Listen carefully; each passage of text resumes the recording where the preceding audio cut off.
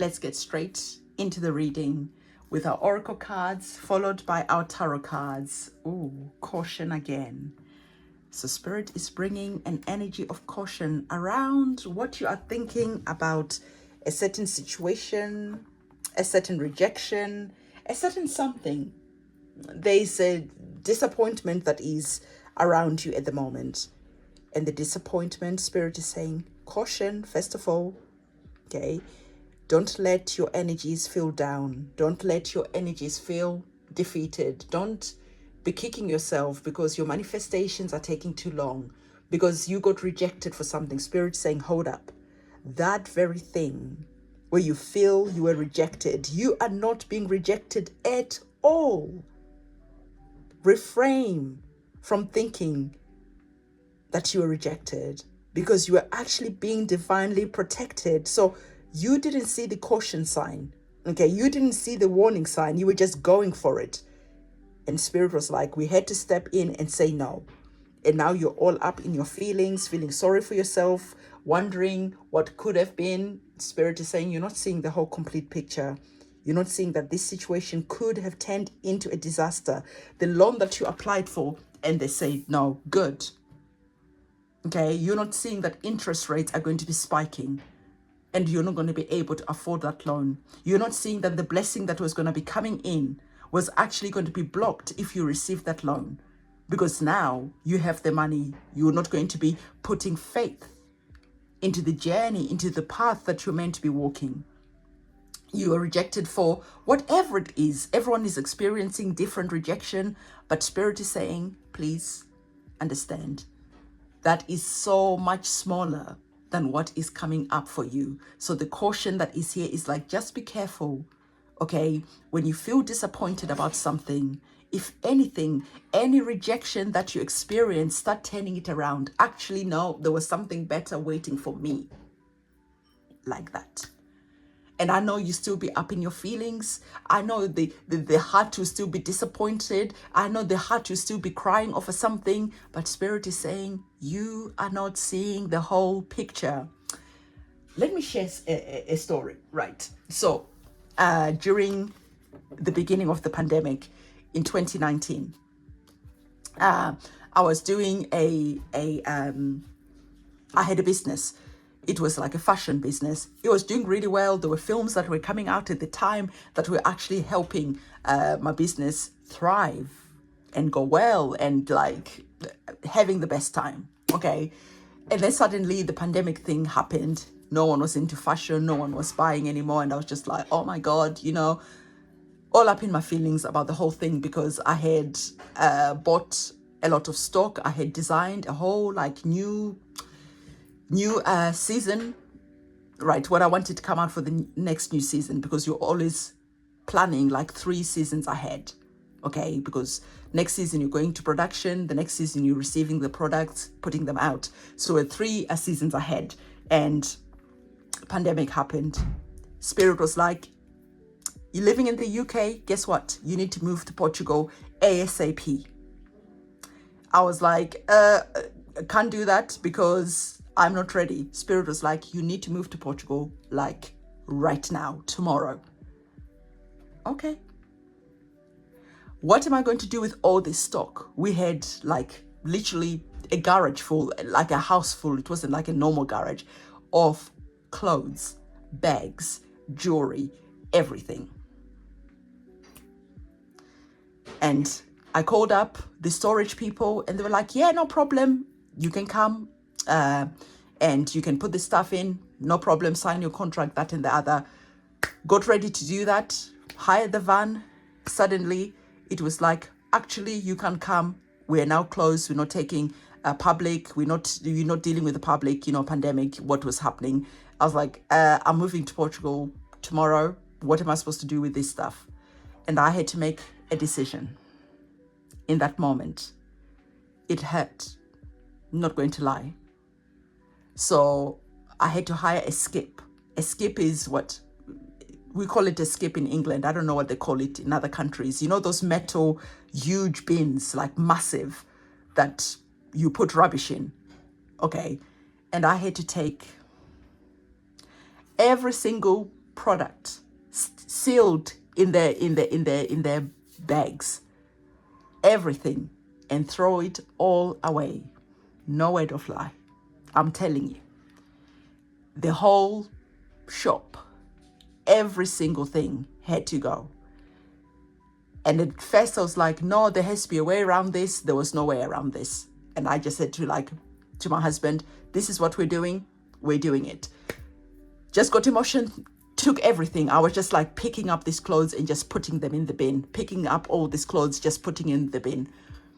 It was very painful. It was very painful. Okay, the person who got that skip must have thanked their lucky stars, because that was worth thousands and thousands of stock, brand new, never opened. Okay, flew over to Portugal, and my husband was like, so Spirit told me, you have to book the first flight. The first flight, not the second flight that goes out to Portugal, the first flight. You have to book the first flight. My husband came back from work. I tell him all this information. Mind you, our house is also full of furniture that is less than 1 year old, because we just come back from traveling. The furniture also had to be binned. It had to go to the skip. What I could, I took, because the skip was now too full. I just left it on the doorstep of charities. I was like, you know what? It is what it is. We got to Portugal the next day. Flight was at 6 o'clock, 6:30, 6 o'clock. I can't quite remember. This is provable, by the way. Tickets prove everything I'm saying. I'm not just telling you a story that did not happen. We got to Portugal. A friend picked us up and said, you know what? You're so lucky. Your flight will be the only flight coming today. After you flew, all the flight got cancelled. There will be no more flights. My husband looked at me like, how did you know? I was like, I didn't know. Spirit told me. Anyway, moved over to Portugal. Guess what? As much as I can say, we did not experience the pandemic. We did not have to queue up for food, because where we lived was in the rural areas. You just went. If you wanted to buy 200 toilet rolls, you bought 200 toilet rolls. There was no, you can only buy this certain amount of food. You bought what you wanted, because the population was pretty much very, very small. We could go out, we could do whatever, because it was pretty much deserted. The kids didn't experience anything. We didn't experience anything. We had a blessed time. Okay.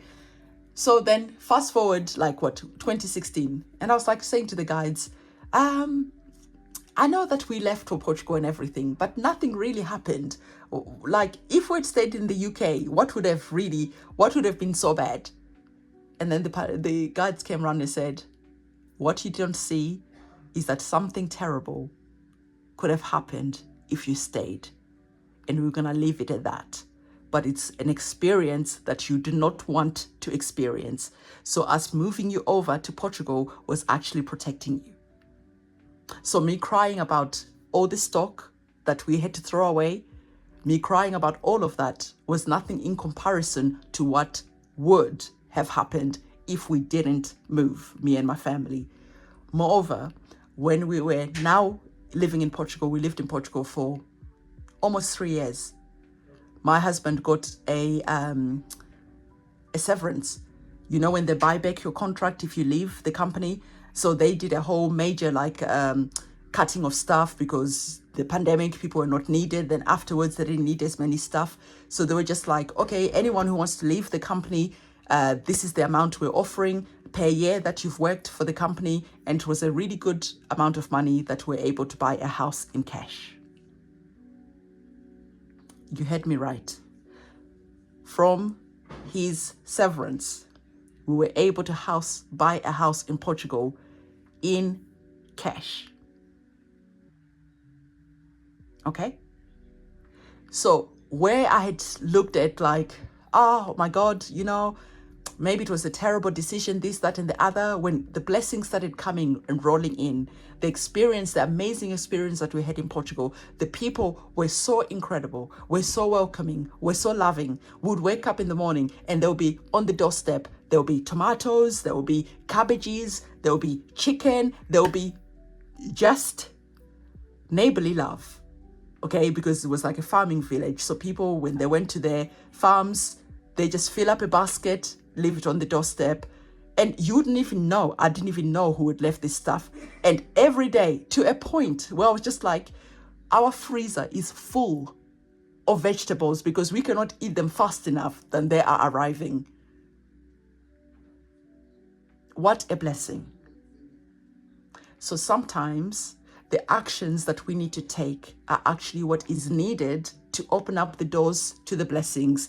Where we're perceiving ourselves to be rejected for something, we're actually being divinely protected.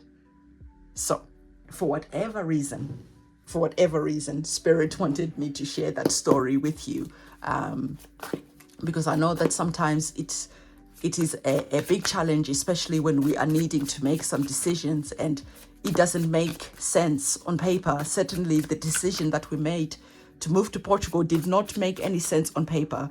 I know my husband's parents were like, what is going on? You know, you threw away your furniture. You threw away your business. I had no business. My husband was walking away from his work. He now was unemployed. We were moving over to a new country with no way of making money. If you look on my YouTube channel, I started my YouTube channel on the 6th of January, 2020. YouTube was not paying. There was no YouTube money. There was no clients. There was nothing. It was literally walking in faith and not knowing what was going to happen. So let's get a card on the table, even if it's just one. What is the blessing that is coming towards you? What is the blessing that is coming towards you right now?